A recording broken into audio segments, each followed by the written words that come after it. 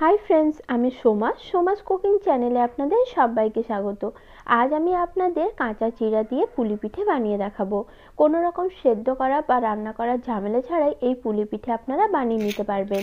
পিঠেটা বাইরে থেকে মুচমুচে, ভেতর থেকে একদম নরম তুলতুলে তৈরি হবে। আর যে কোনো পুলি পিঠের থেকে এই পুলি পিঠেটা খেতে সবচেয়ে বেশি টেস্টি হয়, আর বানানো খুবই সহজ। চলুন তাহলে এখন এই রেসিপিটি দেখে নিন। ভিডিওটি ভালো লাগলে লাইক ও শেয়ার করার অনুরোধ রইল।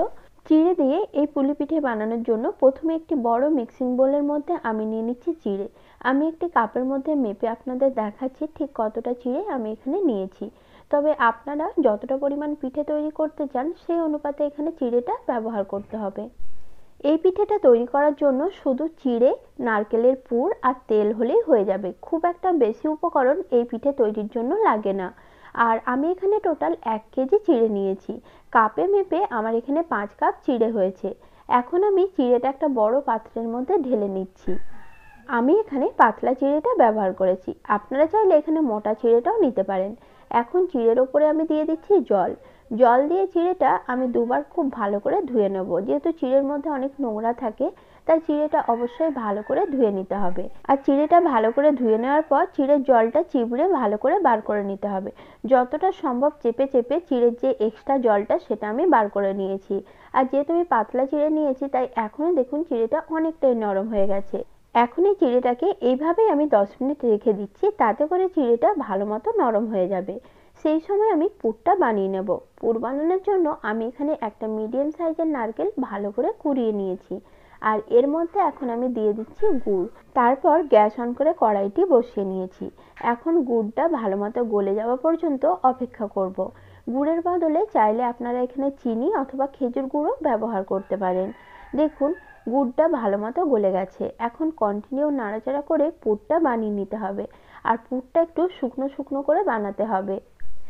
নারকেলের পুরের পরিবর্তে আপনারা অন্য যে কোনো পুর এখানে ব্যবহার করতে পারেন। যে যে পুরটা খেতে পছন্দ করেন সেই পুর দিয়ে এই পিঠেটা আপনারা তৈরি করে নিতে পারেন। এবার এখানে আমি দিয়ে দিলাম 1/2 চামচ এলাচের গুঁড়ো। এলাচের গুঁড়োটাও ভালো করে মিশিয়ে নিচ্ছি। এরপর পুরটা পুরোপুরি শুকনো করে নেব। আর এখন দেখুন পুরটা অনেকটাই শুকনো হয়ে এসেছে। এর চেয়ে বেশি শুকনো করলে আবার পুর একদম টাইট হয়ে যাবে।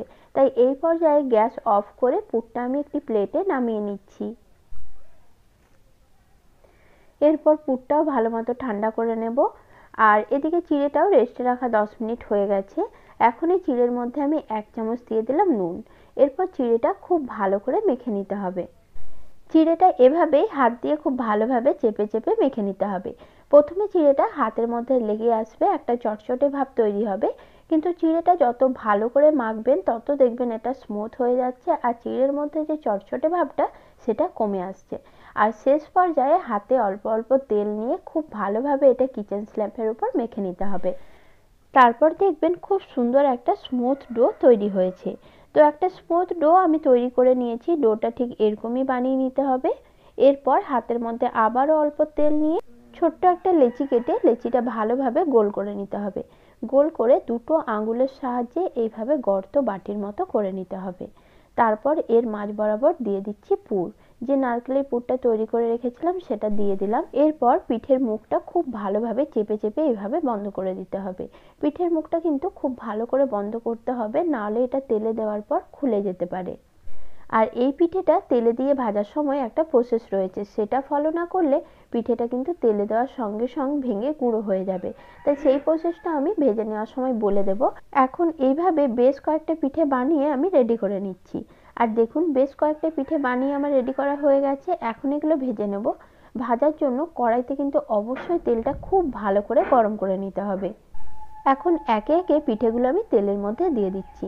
আর এই পিঠেগুলো ভাজার সময় সবচেয়ে ইম্পর্টেন্ট বিষয় হলো গ্যাসের ফ্লেম প্রথম থেকেই শেষ পর্যন্ত একদম হাইতে রাখতে হবে। গ্যাসের ফ্লেম হাইতে রেখে পিঠেগুলো বানিয়ে নিতে হবে। আর পিঠেগুলোর মধ্যে যখন হালকা লালচে রং ধরতে শুরু করবে ঠিক সেই সময় পিঠেগুলো উল্টে নিতে হবে। তার আগে উল্টাতে গেলে কিন্তু পিঠেগুলো ভেঙে যাবে। তাই এইভাবে গ্যাসের ফ্লেম হাইতে রেখে উল্টে পাল্টে পিঠেগুলো আমি হালকা লালচে করে ভেজে নিচ্ছি। খুব বেশি ভাজলেও কিন্তু পিঠেগুলো শক্ত হয়ে যাবে। দেখুন পিঠেগুলো আমি হালকা লালচে করে ভেজে নিয়েছি। এর চেয়ে বেশি আর ভাজবো না। এখন তেল ঝরিয়ে আমি পিঠেগুলো তুলে নেব। আর একই রকম ভাবে বাকি সবকটা পিঠে আমি ভেজে রেডি করে নিয়েছি। দেখুন পিঠে আমার একদম তৈরি, আর কতটা মুচমুচে তৈরি হয়েছে, ভেতর থেকে হবে একদম নরম। আজকের মতো নমস্কার বন্ধুরা, সকলে খুব ভালো থাকবেন।